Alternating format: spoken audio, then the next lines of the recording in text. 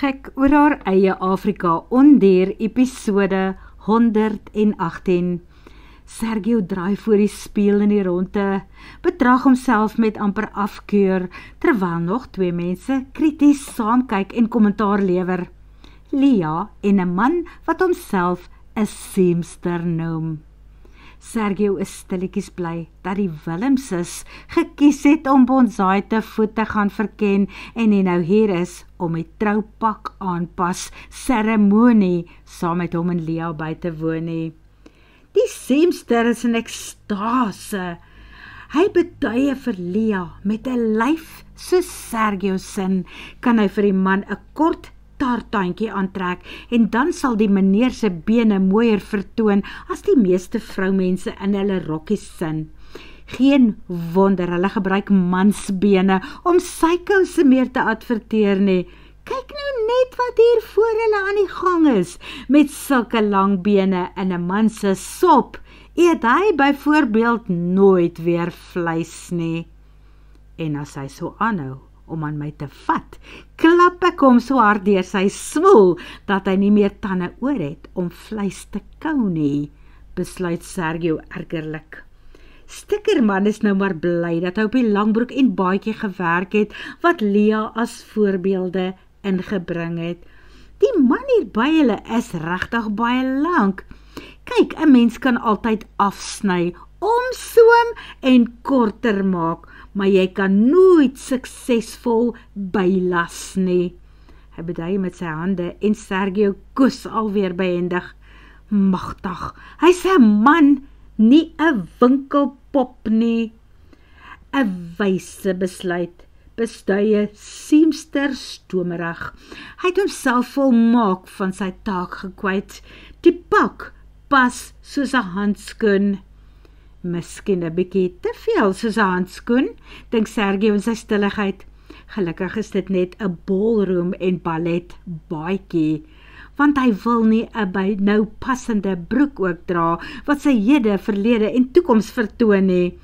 Hy is nie juis 'n fynbedeelde David beeltjie nie, en daar gaan kinders ook wees by hulle troue, jy weet.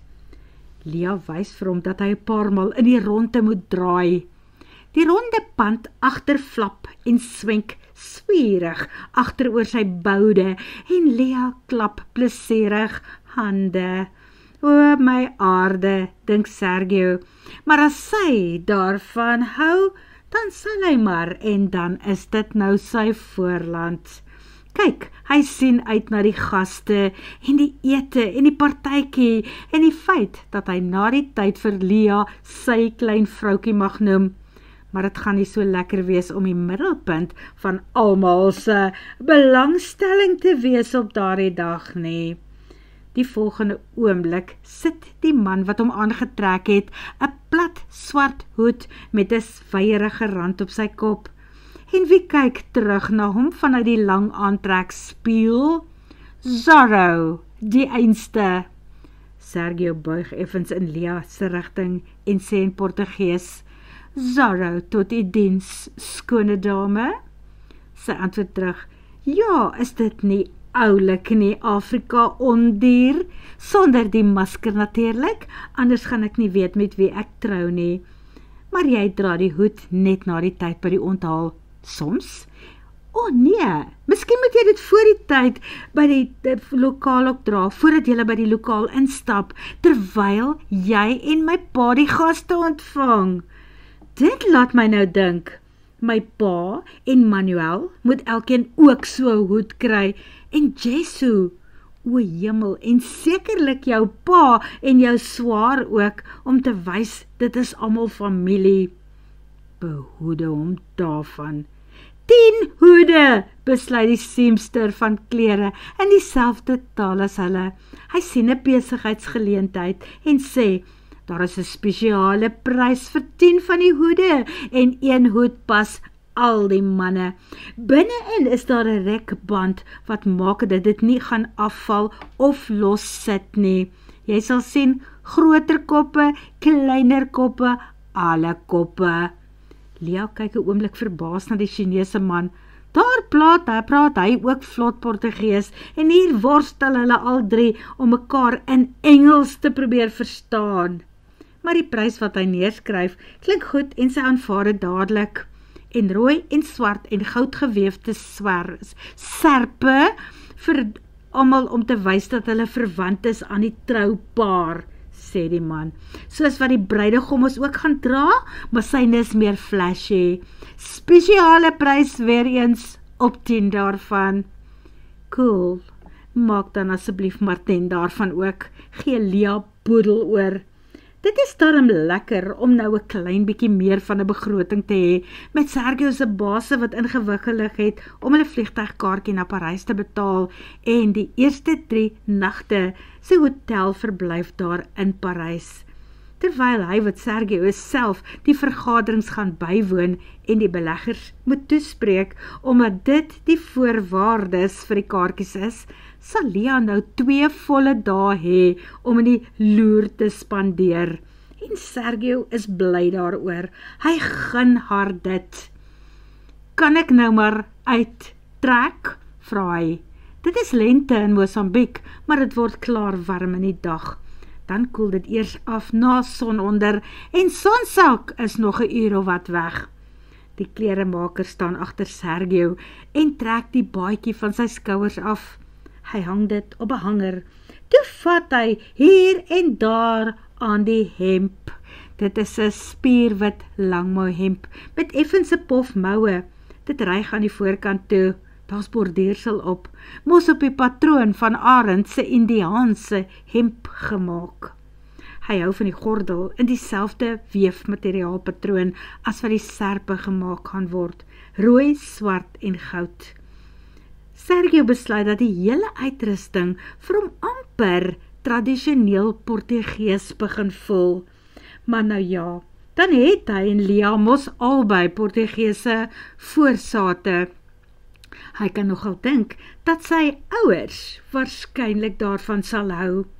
Sergio trek die hemp uit en gee dit ook vir die man om op die hanger te sit voordat die man help losknoop en uittrek. En toe stap hy agter die skerm in waar sy eie klere wag om van die broek te gaan ontsla raak. Maar wanneer hy omdraai, staan die stikman agter hom. Hy wag mos nou om die broek ook op te hang. Sonder om in sy rigting te draai, gee Sergio dit vir hom aan. 'n bietjie privaatheid sou waaragtig nie kwaad gedoen het nie, hoor. Kan ons die klere nou saamneem? Vra Lia.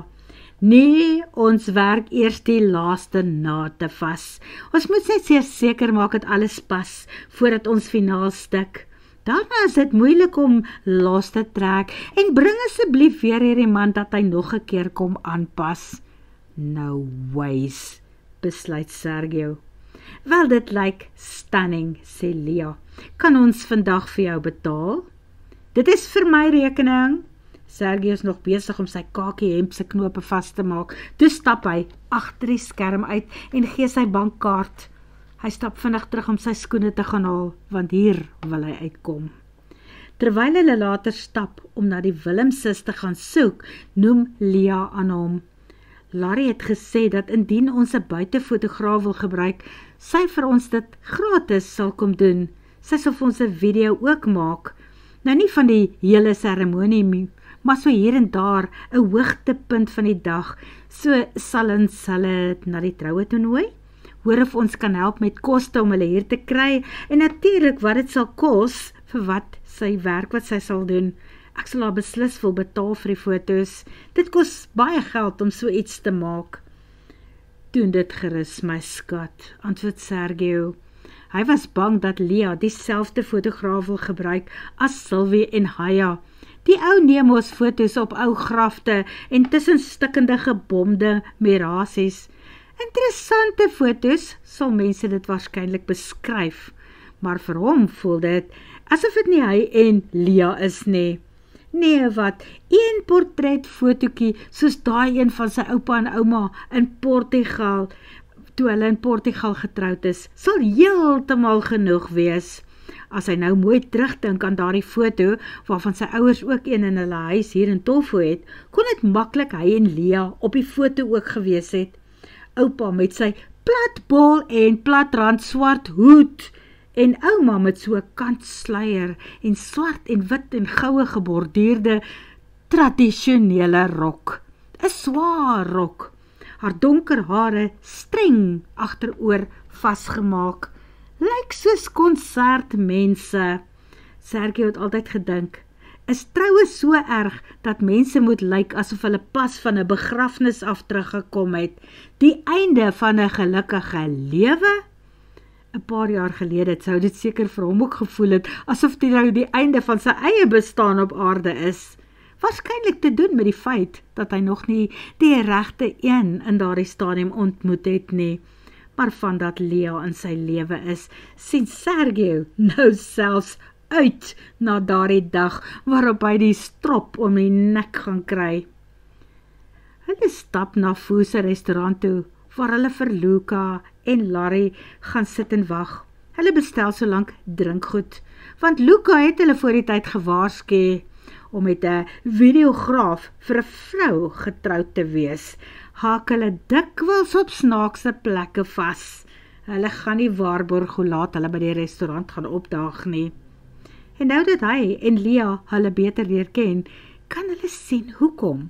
Gisteraand het hy en Lia tot watter tyd wakker gelê op die bed, half en half in mekaar se arms en met sy foon op Larry se kanaal ingeteken.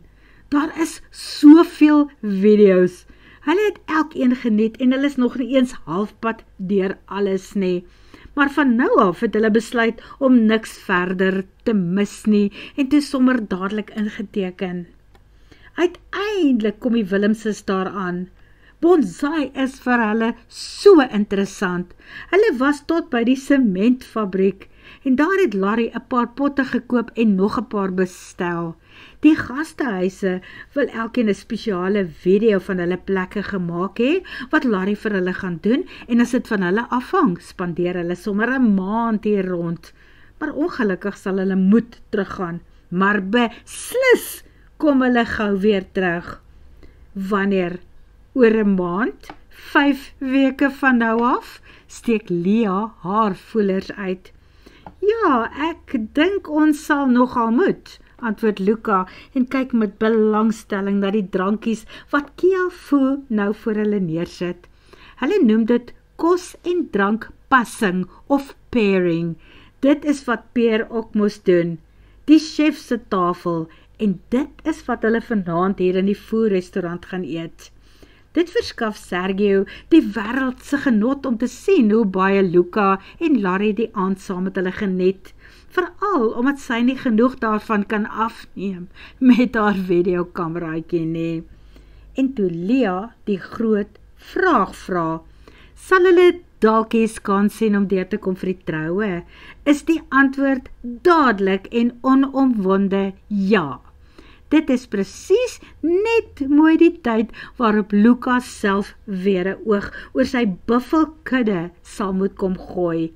Dit is nie asof hy nie vir Sergio vertrou met die werk wat hy aan hom toe vertrou het nie, maar aangesien hy nie sy eie kindertjies die wêreld sien inkom het nie, is hierdie darm die naaste wat hy kan kom aan 'n eie familie en babas. Jy verstaan, behalwe dat Larry hulle gou reg help. Kyk, Luca kom eintlik uit 'n groot familie. Hulle is 5 broers, daar's baie kindertjies ook, en iewers is daar boonop neefs en niggies. Moenie laat dit klink asof die man ontneem is nie. En na die besige week wat verby is, met Luca se baase en Luca en die baase wat ook daar is, voel dit soos 'n leë nes toe die Willemses Dinsdagoggend vroeg in die pad val terug Suid-Afrika toe via die oosgrens Lebombo Park en grenspos. Maar dalkies slaap hulle nog 'n nag dis kant oor iewers, sê Luca. En daai kant in Letaba of Olifantskamp, sê Larry, of dalk in Balhule. Hulle ry nie vir net in 'n skilpad met 'n kampeerdop agterop nie, 'n Land Rover wat soos 'n oulike huis ingerig is nie. Met Sergio wat dinsdagoggend net na die Willemses se vertrek werk toe ry, gaan sluit Lia die plek oop wat troulokaal gaan word. Sy hou van die verfkwas tegniek teen die mure, wat dit 'n bietjie die gevoel van 'n grot gee. Sy verwag Haya en Zing so teen 10:00 daar, wanneer hulle die banke gaan bring, wat hulle op die vloere moet vasbout. Sy self is byna klaar met die skildvel agtergronde, wat sy uit klei gemaak het om teen die mure vas te sit, waaraan die kersblakers gaan vasgemaak word. En met 'n skakelaar gaan die klomp LED-liggies wat van die dak afhang aangaan, en dit gaan die plek 'n sprokiesgevoel gee. Vrydag vlieg sy en Sergio weer saam met 'n luid deur na Tolfo en Inhambane om haar visums en al hulle reisdokumente en bewyse daar te gaan haal. Dit is nou min dae voordat sy en Sergio saam uit hierdie gebou gaan stap as man en vrou, en dit voel so goed. Vir die eerste keer praat sy en haar ma byna elke 3de dag. Emily sien net so uit om weer 'n slag op die plaas te kom. Sy het selfs die moeite gedoen om vir John ook te bel en met hom te gesels. Dit is spesiaal, sodat die situasie daarom nie te ongemaklik moet wees vir wanneer hulle uiteindelik vir die troue by mekaar moet kom nie. En toe het John haar ingelig dat hy daarom nie meer elke dag so hard oor haar en wat was, sit en treur nie. Hy het ook nou iemand in sy lewe, 'n VN-doktertjie. O, het Emily gevra, die ou tannie wat jou kar gekoop het. Wat? Dink jy sy? Dink jy ons is oud? Wou John verontwaardig weet. Wel, vra jou dogter, sy het gepraat van 'n bejaarde ou tannie dokter, wat net met die klere aan haar lyf daar aangekom het, toe sy wou hoor of ek die duster wil verkoop. Ag, my genade, verkoopstegniek van Lia, vermoed ek, het John geantwoord, terwyl hy en Lia 'n high five met hulle hande gedoen het. Dit is mos 'n selfoongesprek en nie 'n video call nie. Haar ma kan nie sien wat se akkoord daar tussen hulle aan die gang is nie. Het ek intussen self vermoed, bevestig Emily darm, wat beteken dat Lia baie van jou vriendin hou. Ek sien uit om haar self te ontmoet. En gaan sy hopelik aangenaam verras wees, besluit Lia by haarself. Paula is die beste ding wat nog met haar pa kon gebeur het. Op daardie oomblik stap 'n man by die Martinez Paradise Lodge in Tolfo in. Die vrou agter die ontvangstoonbank kyk verras op en glimlag. Dit is die 3de keer dat sy met die man te doen kry. Die eerste keer was toe sy alleen by 'n tafel op die strand gesit het om 'n glas stroram en rooikooldrank te drink. Die man het oorkant haar kom sit. Nie omdat al die tafels rondom hulle geneem was nie. Nee, blykbaar juis omdat daar geen ander mense was nie. Hoekom sal sy alleen hier sit en hy alleen daar sit, as hulle dit saam kan doen? Goeie vraag. Behalwe dat nie een van hulle nodig gehad het om die vraag te beantwoord nie, want dan daardie stadium was sy voete reeds met hare verstrengel. Wat drink jy? Het die man gevra, en toe vir die kelner beduie. Maak dit asseblief 2 van dit wat die dame drink. En later weer 2. Hulle was albei onvas op hulle voete, toe die restaurant later beduie. Sluitingstyd verby, julle moet asseblief nou huis toe gaan.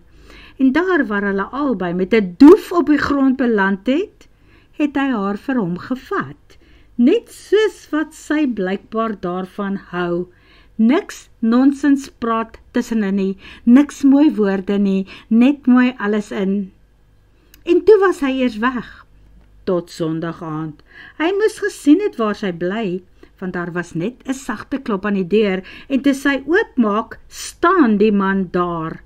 Hy het nie gewag dat sy vra of hy wil inkom nie, haar net vooruit gedruk na die bed, daar aan die een kant van haar woonstel. En nou is hy hier, waar sy by die lodge ook werk.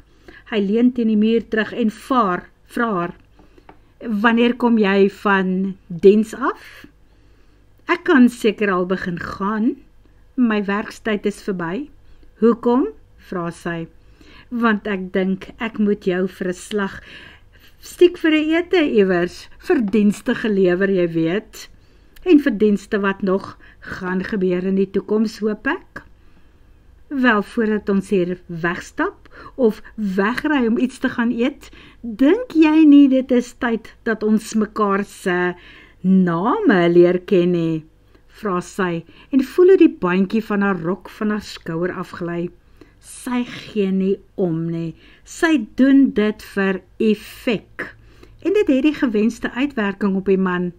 Hy loer verby die lap van die rok voor by haar in. Nie ry of stap nie, ons gaan vlieg, sê hy, en toe steek hy sy hand na haar toe uit. Baie bly om jou te ontmoet. My naam is Ralph Jameson. Word vervolg.